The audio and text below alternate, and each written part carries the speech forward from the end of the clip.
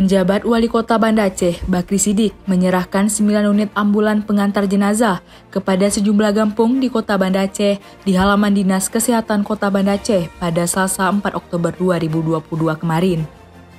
Ambulan bantuan tersebut adalah pengadaan dari Dinas Kesehatan Kota yang merupakan aspirasi dari warga kampung dan bersumber dari pokok pikiran sejumlah anggota DPRK Banda Aceh.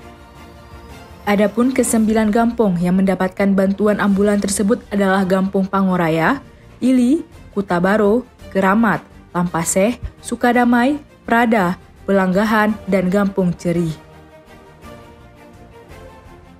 PJ Wali Kota Banda Aceh, Bakri Siddiq, menyampaikan apresiasi kepada pimpinan DPRK dan sejumlah anggota DPRK Kota Banda Aceh yang telah memanfaatkan dana aspirasi untuk kemaslahatan umat.